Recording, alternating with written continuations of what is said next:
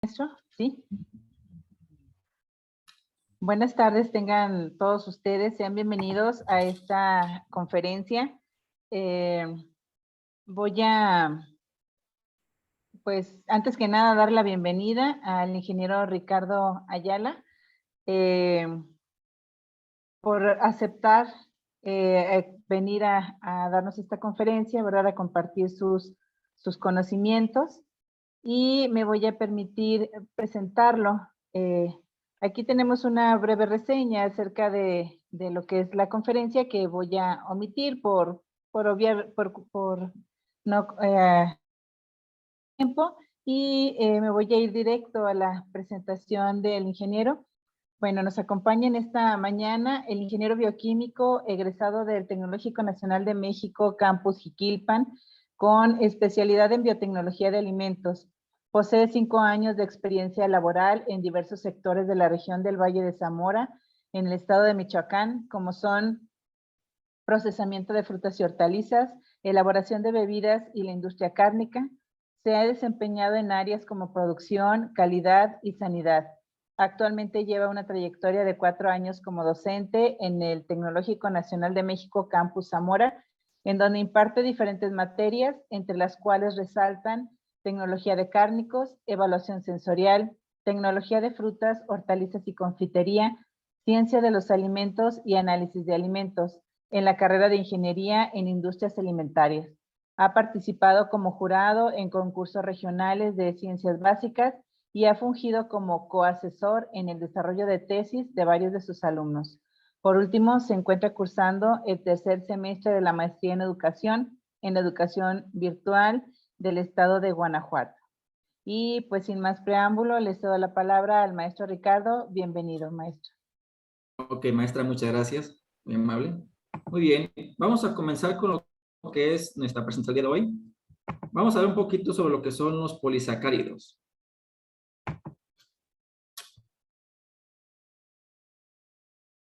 Por favor, me confirman cuando se pueda visualizar la pantalla, lo que es la presentación.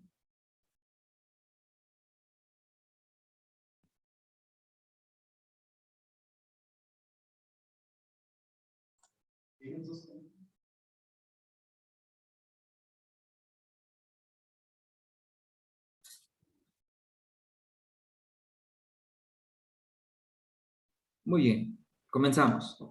Entonces, vamos a estar hablando de lo que son tendencias, usos y aplicaciones de estas moléculas, sobre todo en la industria de alimentos.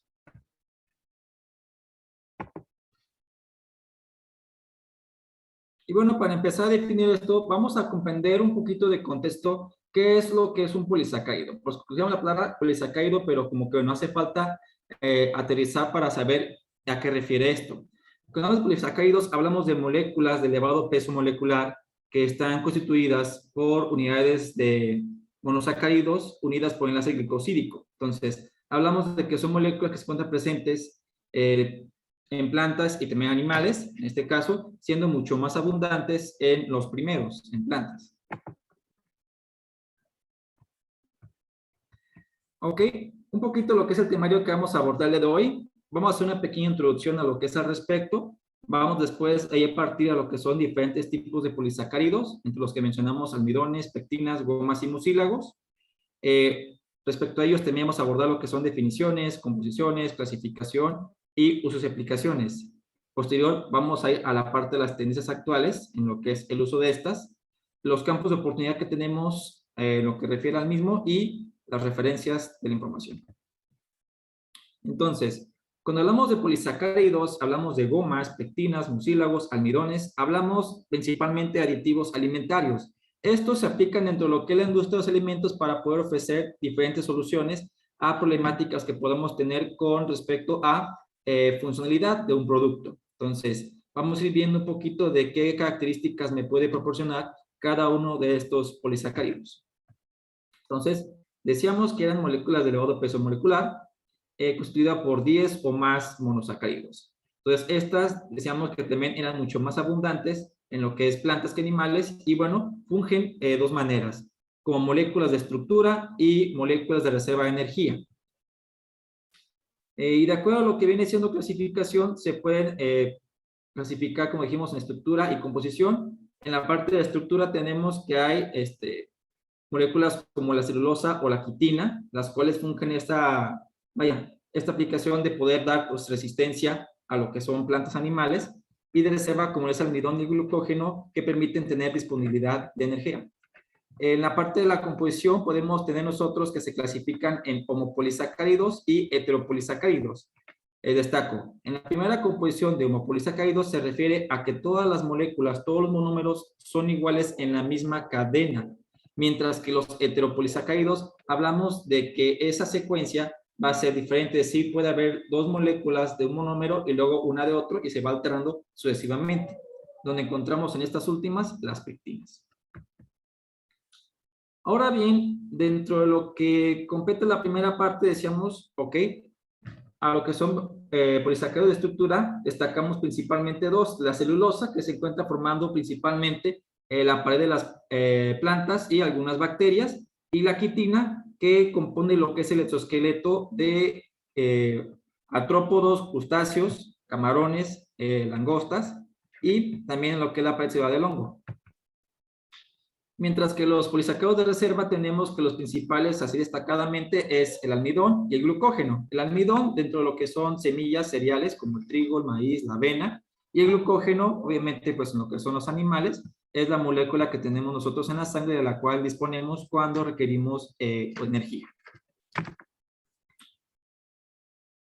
Pasando un poquito a esta parte, bueno, estos polisacáridos dentro de la industria de los alimentos, ¿qué aplicaciones tienen?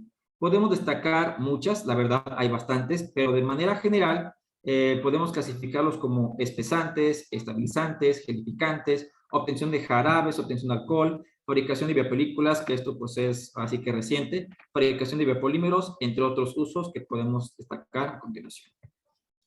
Y comenzamos con nuestra primera molécula, que son los almidones. Entonces, creo que ustedes ya sabrán qué son los almidones. Me imagino que estoy con personas aquí que ya saben un poquito lo que es el tema. Entonces, hablamos de una molécula constituida por dos polisacáridos, la amilosa y la amilopectina.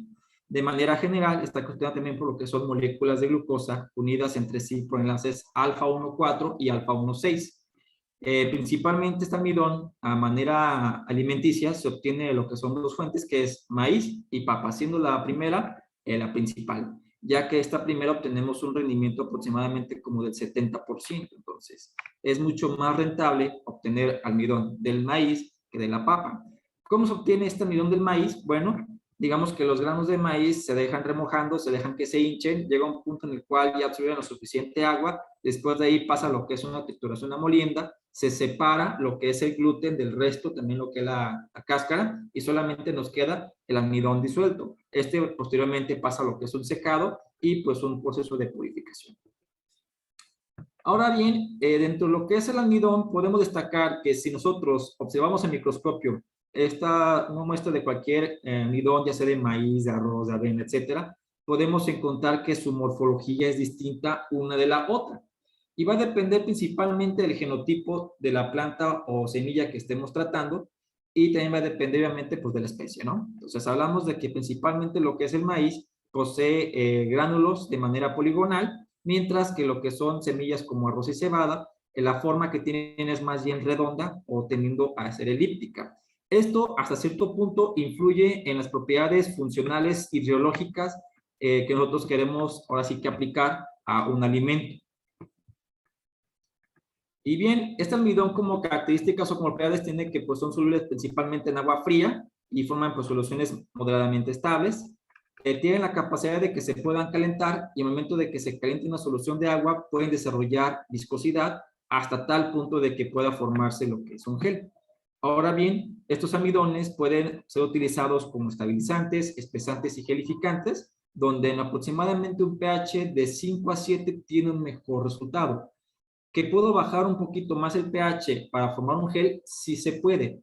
El problema aquí es que si yo tiendo a bajar el pH de un almidón hacia un valor bastante ácido, está susceptible a que altas temperaturas, presencia de agua y ácido nos provoque una hidrólisis. Entonces, es susceptible a hidrólisis tanto químicas como enzimáticas. Otro fenómeno curioso que tiene el almidón es que este, si se calienta y se enfría lentamente, puede llegar a retrogradarse. Esto quiere decir, y lo explico en la siguiente imagen, que el almidón, decíamos, está en forma de gránulos. Esos gránulos, a modos que se hidratan y se van calentando, van ahora sí que hinchándose, hinchándose, hinchándose, hasta que llegan a un punto en el cual estos gránulos simplemente se dispersan. Entonces, esta dispersión de los gránulos de almidón es lo que provoca ese fenómeno de gelatinización del mismo. Ahora, si ese momento que llegamos a hacer la dispersión de almidón, nosotros hacemos un enfriamiento rápido, obtenemos un gel de buena calidad. En cambio, si hacemos que el enfriamiento sea muy lento, esto va a provocar el fenómeno que decía anteriormente, retrogradación, el cual consiste en que las fibras de almidón se van a ir separando o asentando en el fondo de nuestro alimento, y esto pues le va a quitar un atractivo o una apariencia bastante pues llamativa al mismo. Dentro de lo que son los almidones podemos clasificarlos en dos tipos de manera muy general, que son almidones nativos, los cuales son los que se extraen así tal cual del grano de maíz, no se le hace nada más, y los modificados.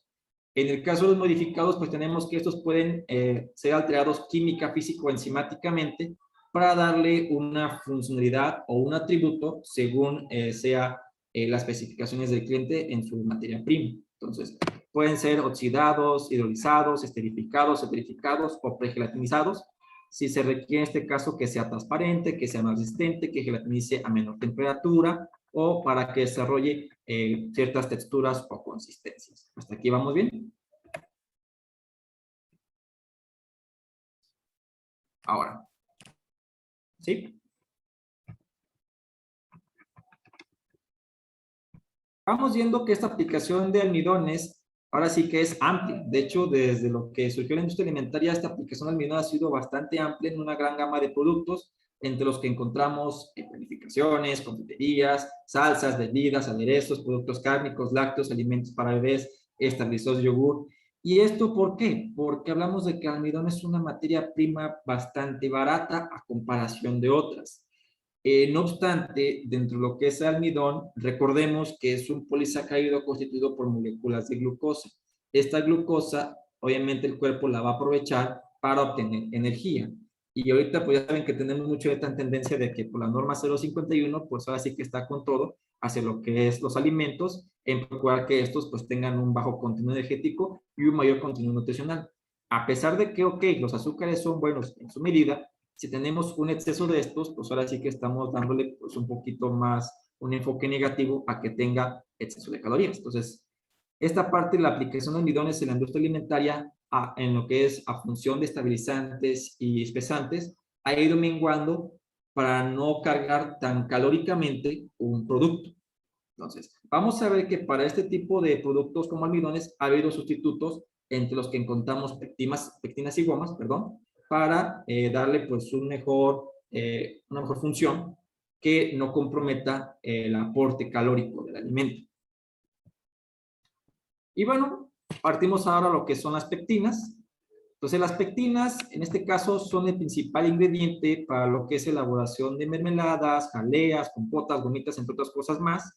Y bueno, esto ya no es reciente, esto lleva ya bastante tiempo que se elabora. Entonces, digamos que surgió como un alimento cualquiera, así que pues un confite, por llamarlo así, y posteriormente pues fue dando esa industrialización para que fuera ya un producto que podemos encontrar en cualquier supermercado.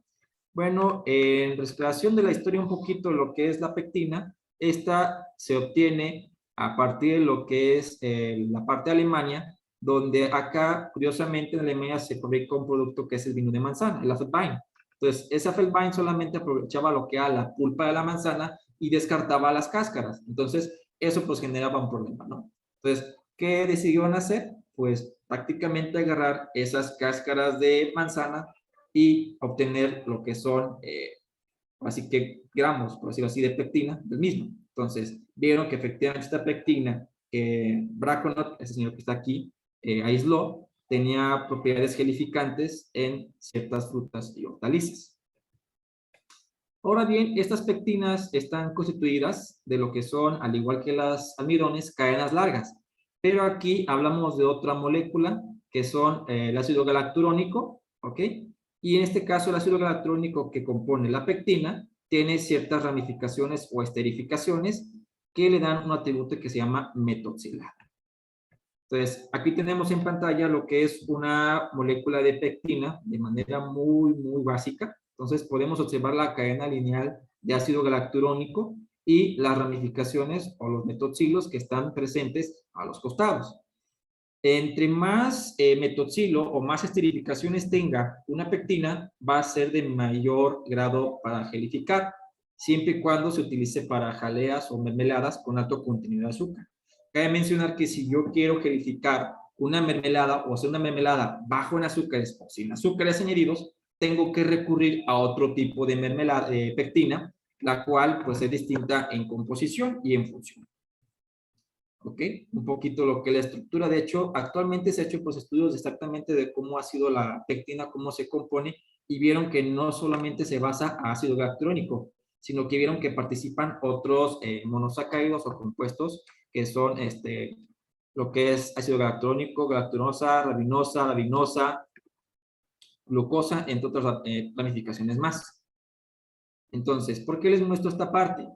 Gran parte de lo que son gomas y pectinas tienen más o menos la misma conformación y la misma composición respecto a lo que son monosacáridos. Y es por eso que su función o su comportamiento viene siendo similar. Entonces, cuando hablamos de una goma, una pectina, muchos pensamos en que gelifican o espesan. Y efectivamente se debe a esta naturaleza de lo que es nuestra molécula. Les comentaba que un metoxilo lo que permite a una pectina poder gelificar, siempre y cuando pues esta sea, pues decía, en alta cantidad de azúcares. Ahora bien, si hablamos de pectinas de alto metoxilo, me sirven para hacer una mermelada, un ate o una jalea alta en azúcares. En cambio, una pectina de bajo metoxilo me sirve para hacer una jalea o una mermelada baja o reducida en azúcares o sin azúcar añadido, ya que esta última, la de bajo metoxilo, no reacciona con el azúcar y el ácido presente de una fruta, sino que más bien va a reaccionar con la presencia de iones calcio que van a participar con las cadenas de la pectina para poder interaccionar y hacer este atrapamiento de moléculas de agua. Explico.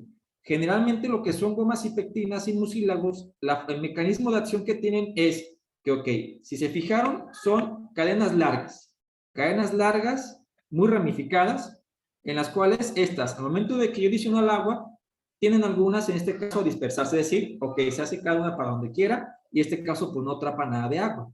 Ahora, si yo acondiciono estas moléculas a ciertos, vamos a poner así, compuestos presentes en la solución, como pueden ser ácidos orgánicos, sales, azúcares, entre otros compuestos, digamos que la interacción entre moléculas, entre radicales, va a permitir que estas cadenas tiendan a cerrarse un poquito más, a estabilizarse, y es lo que permita ese efecto de aumentar la viscosidad, de formar geles, de formar soles, entre otras más. ¿De acuerdo? Ahora, estas pectinas tienen una amplia aplicación dentro de lo que son los alimentos, pero bueno, para poder comprender un poquito la aplicación, tenemos que comprender, en este caso, los parámetros de gelificación, ya que si yo no conozco de qué manera va a operar y en qué condiciones debo yo de tener mi producto para que esto ocurra, pues simplemente estoy actuando así que a la deriva, ¿no? Una pectina de alto metoxilo o de alto grado de esterificación va a actuar en un pH de 2 a 3.5. Esto es lo que maneja la bibliografía. Yo que estuve trabajando en la parte de lo que son frutas y hortalizas, les puedo decir que para evitarnos problemas de que se hidrolizara la pectina, de que se rompiera, de que no nos diera la gelificación, manejamos un rango de aproximadamente 3 a 3.2. Dirán, ¿es muy cerrado? Sí, pero esto permite asegurar la calidad del producto. Entonces, en el caso de que alguna fruta venga bastante ácida, tiene que ahora sí que amortiguarse para que esté dentro de lo que es el rango. Entonces, para ello, pues ocupamos ciertas sales para aumentar un poquito el pH y ahora sí poder gelificar nuestra mermelada. ¿Qué tipo de frutas pueden resultar bastante ácidas? Bueno, al menos aquí en la región de Zamora, hablamos de que en las fresas es muy poco común que pase esto, pero frutas como lo que son la zarzamora y el arándano son mucho más ácidas que las fresas, por lo tanto, para poder yo meterlas a un proceso de elaboración de mermelada o un relleno de panificación no estabilizado, requiero pues neutralizarla en cuestión de pH para que esto no me provoque problemas en su manufactura. Ahora, esta misma pectina de alto metoxilo actúa en concentraciones de sólidos solubles entre 55 y 85 grados. Cabe mencionar que entre más presencia de sólidos exista, obviamente que la consistencia va a ser más dura. Entre menos tenga, va a ser un poquito más ligera. Y bueno, se requiere también un calentamiento de 85, 65 aproximadamente para que empiece a ocurrir la gelatinización de nuestro producto. Ahora, en lo que son pectinas de bajo metoxilo o las que utilizamos para mermeladas light, que también se fabrican aquí, tenemos que adicionar nosotros aproximadamente de 20 a 100 miligramos de calcio para que la pectina de este tipo llegue a hacer sus interacciones y llegue a atrapar las moléculas de agua. Aquí la ventaja que tenemos con esta pectina de bajo metoxilo es que si le quiero poner o no le quiero poner ácido, no es mi problema. En este caso, la pectina actúa. Si le quiero poner poquita azúcar, nada de azúcar añadido, le quiero poner Splenda, stevia, cualquier otro edulcorante, la pectina va a seguir funcionando porque solamente va a depender del calcio presente en mi solución. Y bueno, dentro de lo que es la extracción de la pectina, pues principalmente esta, les decía, se obtenía de manera original de la manzana, pero vieron que era mucho más rentable obtenerla a partir de lo que son cáscaras de cítricos. De hecho, regiones en las cuales se produce bastante cítricos, limones, naranjas, limas, toronjas, entre otros productos más, dedican gran parte de sus residuos a la obtención de estos compuestos, ya que esto pues es rentable, ¿no? Entonces hablamos de que una pectina pues sí es algo bueno que se le puede rescatar de su aprovechamiento de las cáscaras de los cítricos. Aquí cerca de la región, aquí en Zamora, no tan cerca, que digamos, en Manzanillo, hay una planta que aprovecha prácticamente los residuos de todo lo que se genera ahí. Digamos que hay una planta que se dedica a obtener jugo de limón concentrado, entonces las cáscaras que ya no quieren, se las lleva a esta otra empresa, no recuerdo el nombre, que se llama Danisco. Entonces, es la que aprovecha prácticamente este residuo para obtener un producto de esta calidad. Y para obtener esta pectina, bueno, ¿cómo se hace de manera general? Pues agua caliente acidificada y lo que se obtiene esa maraña se precipita a través de soluciones de etanol. Ya el porcentaje de etanol al agua depende según así que el comportamiento del mismo. O bien con una sal de aluminio. Entonces, las pectinas creo que sobra decir dónde se llegan a aplicar. Creo que todo el mundo las hemos visto, que su aplicación es bastante amplia. No solamente se limita a geles y mermeladas, se aplica sobre todo también en bebidas, ketchups, así que productos lácteos.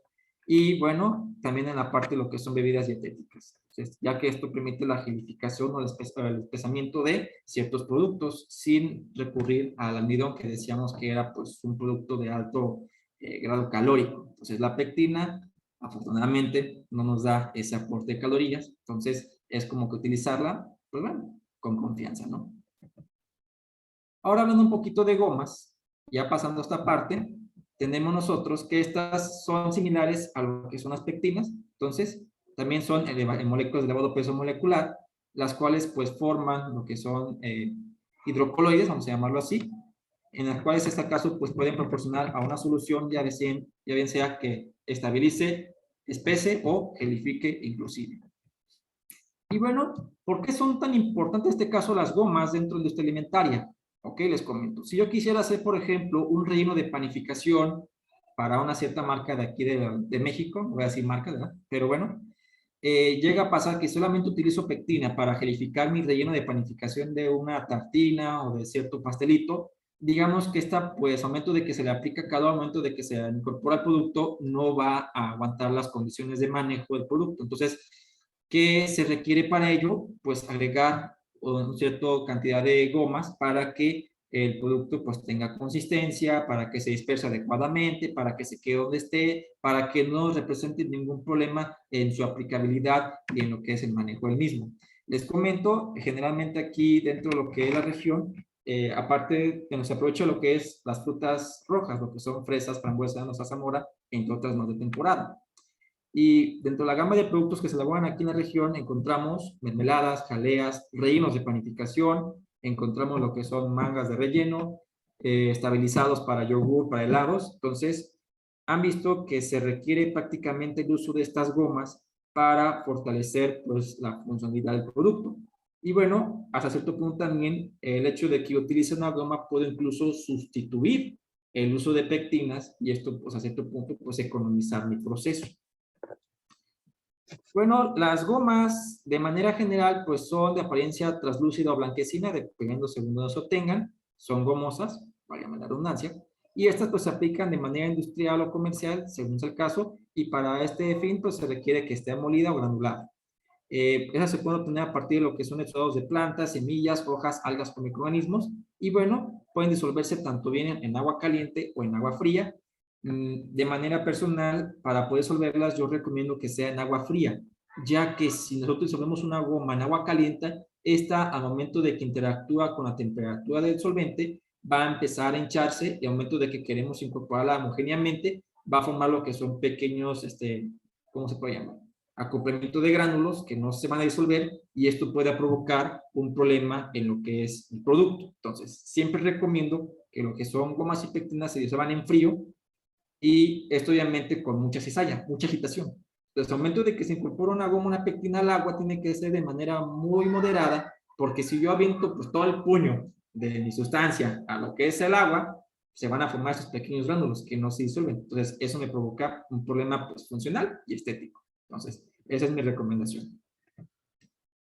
Y bueno, pues en cuestión de propiedades funcionales, al igual que las pectinas, al igual que los almidones, se pueden aplicar en una amplia gama de productos como son helados, quesos, panadería, cárnicos, bebidas, margarinas, cremas, rellenos de panificación, toppings, por mencionar simplemente algunos. Y claro, una de las funciones que también últimamente ha tenido mucho auge, pues es la formación de cuerpos, es decir, microencapsulados. Entonces, el hecho de que yo atrape ciertos componentes en una pequeña película redonda y que estas puedan estar disponibles hasta cierto punto, es algo que realmente ha sido últimamente, pues, trabajándose en ello. No obstante, pues falta mucho más para poder así que formar una película que sea capaz de resistir condiciones de manejo y ambientales. Entonces, hablamos de que una goma, de manera general, van a evitarme algunos conflictos que yo tengo de manera principal en estos alimentos, como pueden ser cristalización en los helados, sedimentación de ciertos néctares o productos líquidos, el encuentro de partículas. Esto quiere decir que una goma me puede beneficiar en formarme una emulsión. Entonces, esto la verdad pues me permite incluso utilizar yo una goma en vez de una lecitina, dando la ventaja de que, okay, si utilizo una goma para emulsificar en vez de una lecitina, que también conocemos que este es un emulsificante, la lecitina es alérgena, por lo tanto, pues, híjole, como que esa parte sí es un poquito crítica, dependiendo al mercado que lo envío, y claro, porque recordemos, norma 051, tengo que declararlo en etiqueta. Esta parte de la goma tengo que declarar, pues sí, pero no tanto como un alérgeno, sino más bien como una parte de mi formulación. También las gomas me ayudan a lo que es evitar floculaciones, coagulaciones, desagregaciones, es decir, que se me separen las fases de un producto y pues evita la sinéresis, sobre todo en lo que son mermeladas. Ahora, dentro de las gomas obtenemos varias, no voy a gastar mucho tiempo en hablar de todas porque creo que no acabaríamos, es bastante el mundo de las gomas que tenemos nosotros a disposición. Esto más bien requeriría de que, pues, según el interés de cada uno de ustedes y de los fabricantes, podamos investigar qué características tiene cada una, qué producto voy a elaborar y si realmente es compatible junto con otras sustancias, ya sean bien gomas, almidones o incluso parte de la formulación del alimento. Entonces, hablamos que las gomas se obtienen a partir de lo que son plantas marinas, semillas de plantas, exudados de plantas, lo que son la corteza, y también a partir de lo que son microorganismos, como puede pasar en el caso de la goma Shantan. Bueno. Entonces, hablamos entre gomas de las más principales, y no voy a gastar mucho tiempo en esto. Hablamos de lo que es la goma guar, el agar, la carrageenina, los arginatos, la goma arábica, y entre también lo que encontramos celulosas modificadas. Entonces, estas son capaces de interactuar en ciertos rangos de pH bastante amplios, cosas que las pectinas y los almidones no pueden hacer. Es por eso un punto positivo de lo que es el uso de ciertas gomas, porque estas no son tan susceptibles a la hidrólisis a comparación de los otros dos. Ahora bien, se pueden aplicar en gran gama de productos, como ya hemos repetido N veces, entonces no me dedicaré en ello. Entonces, estos son capaces también de interactuar con otras sustancias, como pueden ser azúcares, sales, ácidos. Y bueno, pues ahora sí que esas, al momento de que interactúan con ciertas temperaturas del medio, permiten la formación de ciertas soluciones viscosas que faciliten, en este caso, la incorporación de elementos. Ahora bien, el caso de la goma Xantán, tenemos que su pH de acción es de 2.511, bastante amplio, es decir, la compatibilidad que tiene con otros compuestos. Y bueno, algo interesante también destacar dentro de lo que es el uso de gomas, es que no se requiere mucho de estas en un producto para obtener el fin esperado. De hecho, con concentraciones desde 0.05% hasta 1% es más que suficiente. ¿Puede haber un problema si agrego más goma a un alimento? No, aunque depende, te digo, de lo que tú quieras hacer en el mismo. Si tú un alimento lo quieres que sea bastante espeso, bueno, pone más goma, pero al final de cuentas esto, pues, no va a resultar bastante conveniente al momento de hacer, pues, así que nuestro balance de costos del producto, ¿no? Ahora, pues igual lo que es la goma Xantán principalmente se utiliza como espesante. La goma Xantán, a diferencia de la guar, esta Xantán es muy difícil que gelifique, solamente espesa, mientras que la goma guar puede llegar a tener un comportamiento pseudoplástico. Entonces es un poquito más pegado a lo que es un gel, pero no es sin llegar a formar uno. La goma algarrobo, al igual si se fijan, tiene un pH de acción de 3 a 11. Interactúa en este caso en temperaturas de rango de 45 a 95. Y bueno, pues igual la concentración utilizada es del 1, inclusive hasta el 3%. Y bueno, pasamos a lo que son las celulosas, que también es otro polisacárido disponible. Y en este caso, esto lo podemos obtener nosotros a partir de lo que es prácticamente las plantas. Entonces, esta celulosa compone pues lo que es la estructura de las plantas. Hablamos de que son moléculas de glucosa unidas por el ácido glicosídico beta 1,4 y beta 1,6. Entonces, esta celulosa, nosotros, los seres humanos, no podemos aprovecharla de manera, pues, ahora sí que nutricional, ya que no contamos con las enzimas específicas para poder digerirla. Entonces, esta pues tiene otros fines, sobre todo la fabricación de papel, obviamente, pero bueno, vamos a ir viendo que si esta goma se llega a modificar, bueno, esta polisacario se llega a modificar, se le puede dar un fin o un uso alimenticio. Entonces, si yo llego a modificar esta celulosa, puedo obtener tres diferentes compuestos, que es la metilcelulosa, la carboximetilcelulosa y la celulosa microcristalizada. La segunda que mencioné en esta lista es la que utilizamos nosotros en la industria de los alimentos para darle ciertos atributos de estabilidad, de absorción de agua, de espesantes en lo que son productos diversos. Entonces, tenemos que una aplicación principal de lo que es la CMC es sobre todo en las tortillas. Llega a pasar que si yo fabrico una tortilla de nopal, de trigo, integral, de maíz, de cualquier otro grano, lo que ustedes quieran, un problema que yo enfrento peculiarmente en este tipo de productos es que la tortilla, si la expongo al ambiente, puede tender a deshidratarse, se seca, y esto pues genera que al momento de que se caliente, pues no recupere las propiedades originales del producto. Entonces, el hecho de adicionar este tipo de goma a lo que es mi tortilla, sea cual sea en este caso, pues la composición, puede facilitar en que esta pues retenga agua. Entonces, al momento de que yo la deje en el ambiente o en el refrigerador, la quiera calentar de igual comal, esto me representa de que la tortilla va a perder en mínima cantidad, digo en mínima porque esto no sigue perdiendo atributos, esta capacidad de que pueda así que verse y percibirse sensorialmente como una tortilla recién hecha. Entonces, hablamos de esta parte de la goma que sirve para esto, para tener humedad, absorción, espesantes y estabilizantes en diversos productos. Y bueno, otro compuesto que también tenemos mucho también trabajando es lo que es el mucílago, el cual obtenemos a partir de plantas como son lo que es el nopal, la semilla de chía y la semilla de linaza. Entonces, estos mucílagos han ido trabajando últimamente, no obstante, el problema de estos es que no tienen un grado de gelificación como algunas gomas, como la pectina. Solamente llegan a formar lo que son soluciones viscosas, que hasta cierto punto, pues ahora sí que si comparamos la funcionalidad de un mucílago contra una goma, es preferible quedarte con lo que es la goma, ya que el mucílago, pues primero para obtenerlo, llega a cierto punto a ser un poco más costoso que la goma en sí. Ahora, estos mucílagos pueden disolverse en agua fría, al igual que los demás, son altamente solubles, y bueno, pues la viscosidad va a depender, como en gran manera de los demás, de lo que es la temperatura.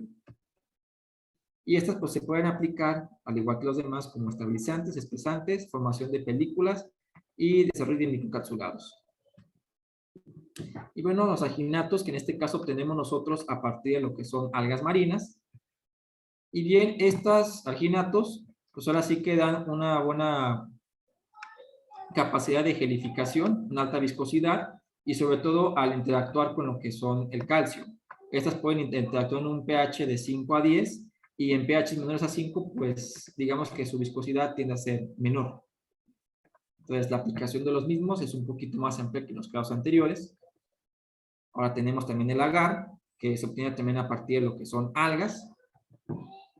Entonces, este más que nada se utiliza sobre todo en lo que son medios de cultivo, digamos que es la aplicación más común dentro de lo que es esta parte, aunque también se puede utilizar en lo que viene siendo la industria de alimentos para la elaboración de ciertas gomitas, sobre todo en reposterías, también en lo que viene siendo la industria cárnica para gelificar productos, en productos lácteos y enlatados para espesar. Ahora bien, dentro de lo que viene siendo esta parte de las gomas, no quiero extenderme más, vamos destacando ya lo que importa al final. La parte de las tendencias y obviamente otros aspectos más. Cabe mencionar que las gomas, ¿ok? Generalmente las gomas, todas, principalmente todas, tienen la ventaja de que pues, puedes utilizarlas bajo lo que es buenas prácticas de manufactura. Entonces, no te restringe, no te limita a una cierta concentración. No obstante, aún así se recomienda por costos, pues utilizarlas en la menor cantidad posible y si es posible también combinarlas con otras gomas para que en este caso nos dé una mejor función en el alimento. Es decir, hablamos de una sinergia. Gran parte de las gomas son compatibles con otras gomas, compatibles con almidones, compatibles con pectinas, y esto nos da pues algo bastante productivo, ¿no?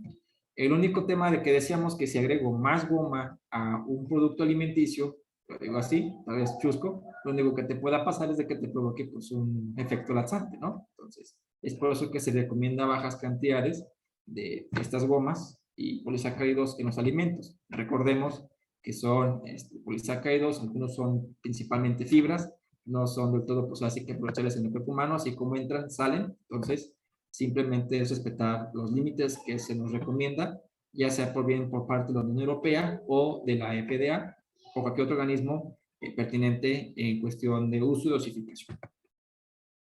Ahora, hablamos de las tendencias que tenemos. Cuando hablamos de una tendencia de un polisacárido, muchos pensarán, ¿se aplica directamente al alimento? No.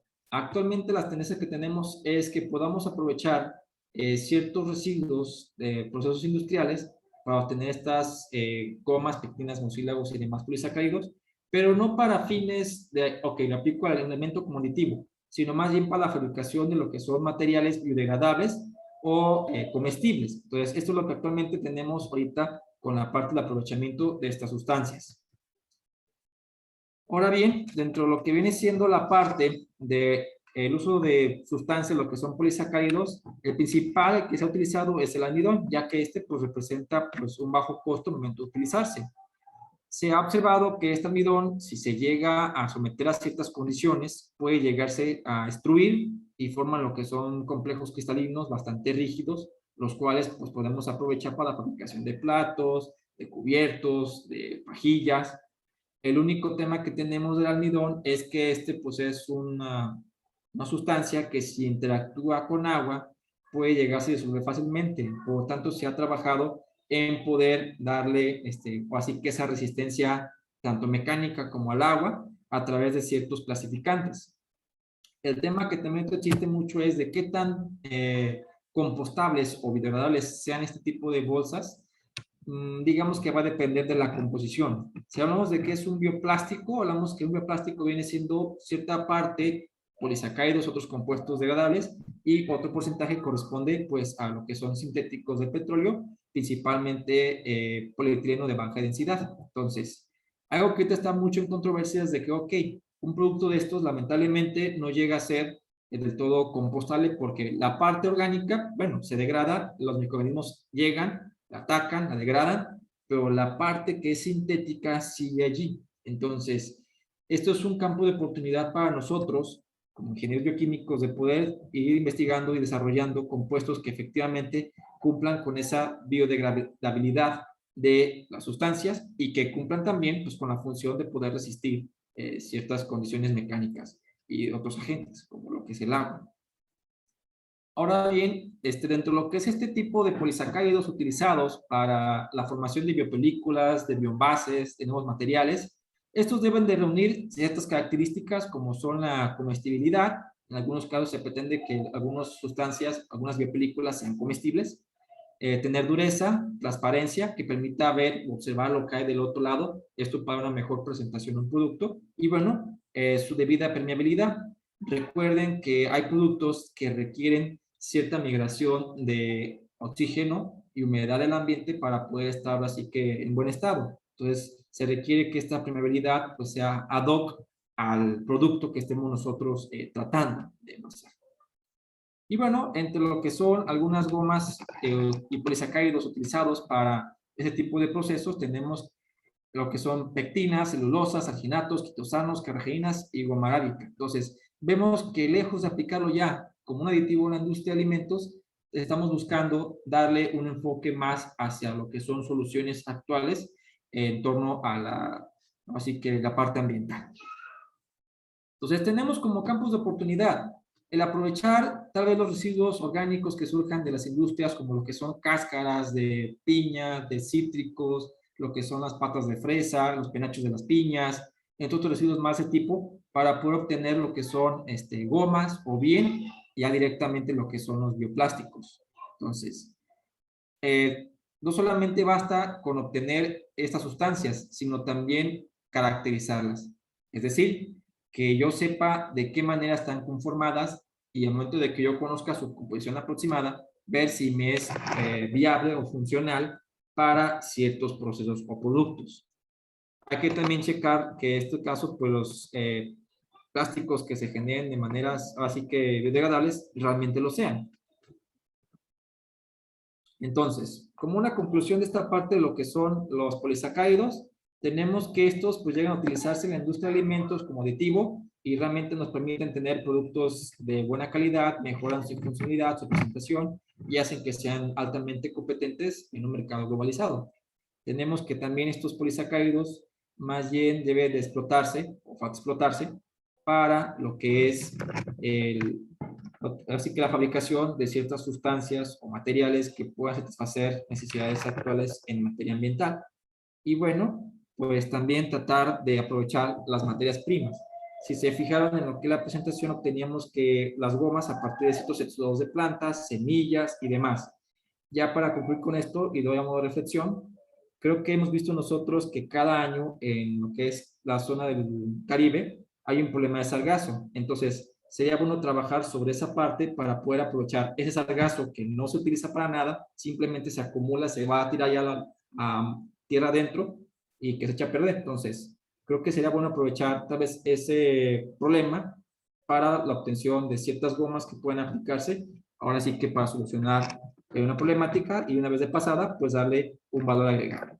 De mi parte sería todo y agradezco más que nada por el tiempo que me brindaron en este evento. Gracias. Gracias, maestro. Pasamos ahora a la...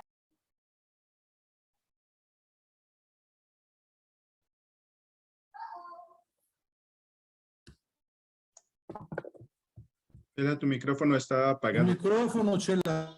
Se muteó el micrófono, maestra. ¿Listo? Ahora sí ya. Listo. No, es que... Espérenme. Listo. ¿Sí me escuchan? ¿No me escuchan? ¿Sí? Ah, muy bien, muy bien. Decía que agradecemos al maestro Ricardo su presentación y damos paso a unos cuantos minutos de preguntas. Si hay alguna pregunta por parte de los muchachos o de alguno de los maestros que nos acompaña? Adelante. Pueden levantar su mano. Yaretsi. Sí, bueno, mi pregunta es, por ejemplo, ¿en qué consistiría la retrogradación del almidón? ¿Cómo podría afectar a algunos alimentos que estén preparados con almidón? Ok, te comento. Mira, lo que es la retrogradación es un fenómeno que se da al momento de que nosotros calentamos una solución de almidón. Entonces, un almidón presenta un alimento, ok, va a generar hasta ese punto por lo que es una consistencia pues bastante viscosa. Entonces, el hecho de que la retrogradación se produzca en un alimento puede provocar que éste llegue a asentarse en lo que es el fondo de mi alimento, si es líquido o si es sólido, puede llegarse a presentar a través de lo que es una dispersión de fases. Entonces, esto lo que puede provocar en tu producto es que nos dé pues una falta de presentación estética y claro, pues el sabor obviamente se va a marcar bastante en lo que es tu producto alimenticio. Ok, gracias. Doctor Pensabén, ¿tiene la mano levantada? Gracias.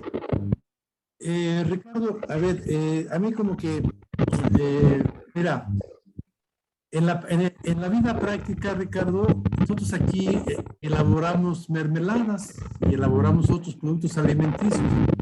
Le digo a los alumnos, pues ahora usen pectina. Y pues ¿dónde la vamos a comprar? Vayan a tal tienda.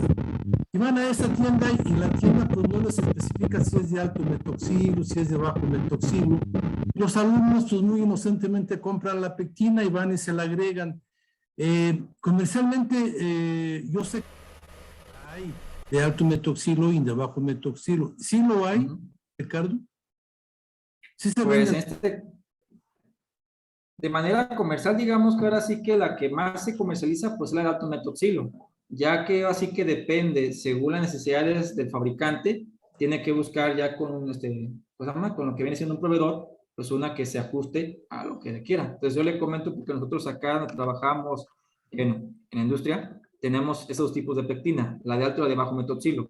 Una era para mermeladas de manera genérica, rellenos de panificación, toppings, y la otra era simple y exclusivamente para lo que eran mermeladas reducidas en azúcar y mermeladas sin azúcar. Entonces, sí tenemos que ser bastante claros a la hora de que, ok, ¿qué producto toca hacer en línea, no? Pues toca hacer mermelada fresa, baja en azúcar, ok. Entonces, era especificar en la orden de compra, ¿sabes qué ocupamos? Mermelada, bajo metoxilo. Entonces, tenemos nosotros lo que era nuestro proveedor ya, ahora sí que autorizado para que nos proveyera pues, nuestra materia prima, nuestro insumo, y no tener fallas.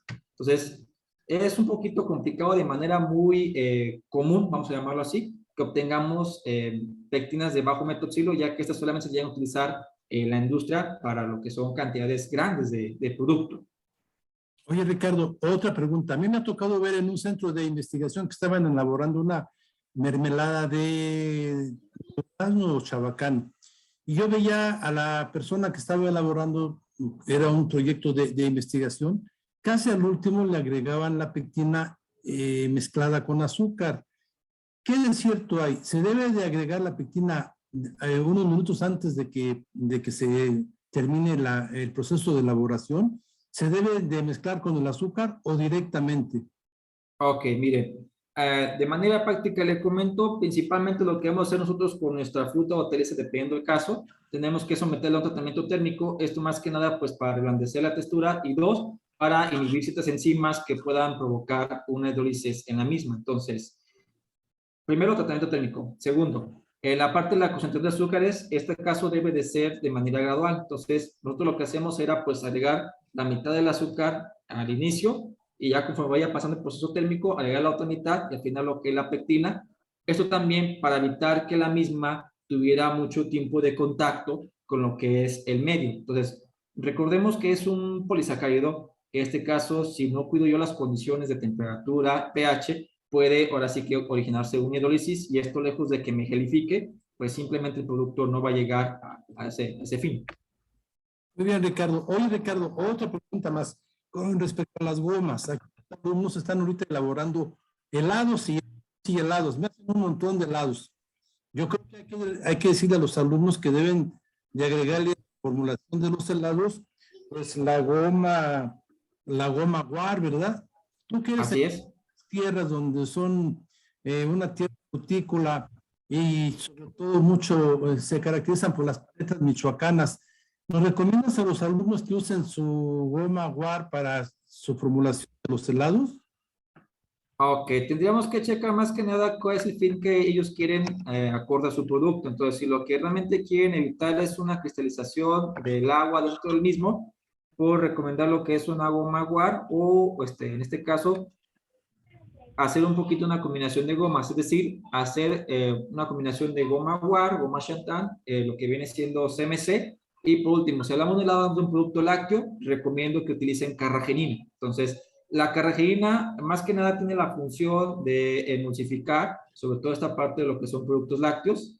El único tema de la carragenina es que esta última tiene una desventaja en que, bueno, hay estudios de laboratorio que han demostrado que las dosis elevadas de este producto pueden llegar a provocar úlcera gástrica en ratones. Bueno, es lo que se llama en ratones. Obviamente que falta por la parte de corroborar si en humanos llega a ocurrir lo mismo. Entonces, hablamos de que la FDA sí restringe a ciertas dosis el uso de la carragenina. Del resto, lo que es la goma guar, la goma Shantan, la CMC, no hay restricción alguna, más que por simple recomendación práctica. Entonces, sí recomiendo ampliamente que lo hagan, pero que chequen qué fin quieren tener en su producto y cuál es la dosificación adecuada acorde a literatura. Bien, Ricardo, muchas gracias, pero después seguimos comunicándonos para que más alumnos también participen en la sesión de preguntas. Gracias. Ok, perfecto. Muchas gracias, doctor. Gracias, maestro Pensaben. Le cedemos ahora la palabra a Eduardo Mireles. Mencionaba que el uso de estas gomas favorece el desarrollo de muchos procesos, entre ellos el proceso de cristalización. Quisiera saber si específicamente cuáles pudieran ser algunos de los aportes que tienen estas gomas a los procesos de cristalización, por ejemplo, en productos cárnicos. Ok. Mira, aquí lo que decía es que evitaba que se formara la cristalización de ciertos productos, sobre todo en helados. En el caso de los cárnicos, ¿a qué podemos atribuir? Tú sabes que en este caso el agua al bajar temperatura, llegar a punto de congelación, forma cristales. Esos cristales al momento de que, se forman, pueden dañar ciertas células o tejidos de la misma. Entonces, esto provoca por ello lo que es una exudación, una sinéresis, y esto pues le resta, por así que textura, apariencia a un producto. En el caso de un cárnico, puede ser una salchicha o un jamón, la adición de gomas permite que al momento de yo ponerlo a refrigerar o inclusive congelar un producto cárnico, no tienda a formar esos cristales, retenga un poquito más de agua y evite, como te decía, ese fenómeno de cristalización. Entonces, tú sabes que al momento de que yo interactúe el agua con otros agentes, otros solutos, el punto de, ¿cómo se llama?, de congelación tiende a bajar. Por lo tanto, esto permite que sea un poquito más asequible manejarlo a ciertas temperaturas. Muchas gracias. Gracias, maestro. Le cedemos la palabra a Jocelyn. Buenas tardes. Como el profe Pensaben había comentado anteriormente sobre mermeladas, me acuerdo que en una ocasión estábamos utilizando mermelada que íbamos a meter al horno y hay diferentes mermeladas, unas que son pues como para mesa, o sea, para utilizarse así como en pan y así. Y otras que son específicamente para meter al horno, como por ejemplo para empanadas. Esas tienen diferente, o sea, se le agrega una goma distinta porque se aplica calor o para que no se quemen y no se derritan, o qué tiene que ver específicamente con la textura. Ok, gracias. Te comento un poquito lo que son las mermeladas de mesa que tú comentas, marcas N hay muchas. De manera legal, una mermelada solamente consiste en lo que es la fruta, la pulpa, ciertos pedazos de trozo, azúcar, pectina, ácido cítrico y ya. Entonces, una mermelada por denominación no puede llevar ni gomas, ni mucílago, ni nada de eso, solamente pectina. Ok, ya sea propia de la fruta o adicionada al 1% máximo.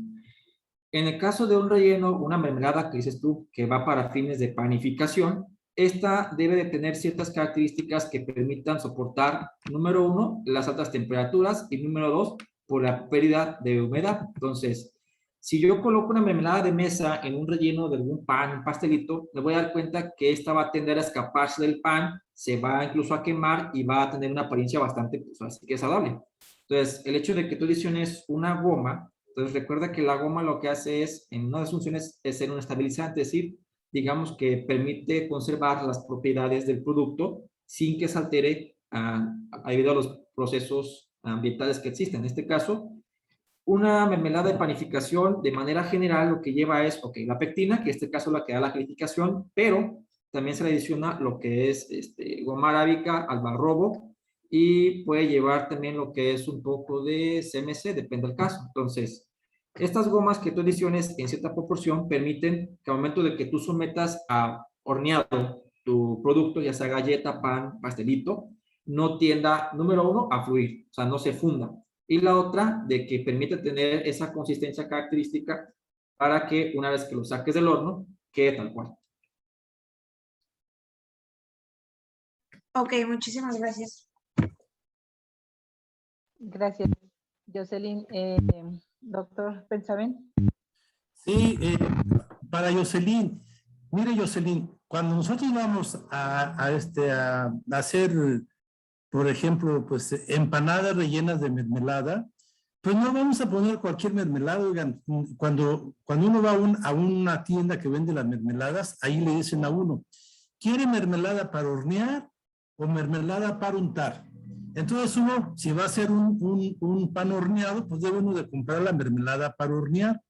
Porque hay mucho error de los muchachos que van a comprar su mermelada, la vienen y la untan a las empanadas y claro que se desparraman. Les digo, es que ustedes no compraron la mermelada correcta, tenían que haber ido a comprar a la tienda donde venden mermeladas para hornear. Y entonces dicen, ay, pues es cierto. Pues sí es cierto, ya hasta que se dan cuenta, ¿verdad? Pero de que las hay, en los comercios las hay mermeladas para untar y mermeladas para hornear. Gracias. Gracias, doctor. Muy bien, pues al parecer ya no hay más preguntas, maestro Ricardo. Entonces, pues le agradecemos infinitamente su participación y me voy a permitir leerle el reconocimiento. Déjenme compartir pantalla. Que dice, el Tecnológico Nacional de México, a través del Instituto Tecnológico de Durango, otorga el presente reconocimiento al ingeniero bioquímico Ricardo Ayala Sánchez por su destacada participación como ponente en la conferencia Polisacáridos, Tendencias, Aplicaciones y Usos dentro del 16º Simposio de Ingeniería Bioquímica Eutrofia 2021, llevado a cabo del 11 al 15 de octubre del presente año, en la ciudad de Victoria de Durango, al día 14 de octubre del 2021. Y firma nuestra directora, la maestra Isela Flores Montenegro. Y pues con esto terminamos esta conferencia del día de hoy. Y nuevamente agradecerle al maestro Ricardo por su participación y su colaboración en este Muchísimas gracias. Al contrario, agradezco más que nada la oportunidad que me dieron de invitarme a este evento, pues me encuentro agradecido. Gracias, muchísimas gracias. Y esperamos a un email siguiente conferencia, ¿verdad, Alonso?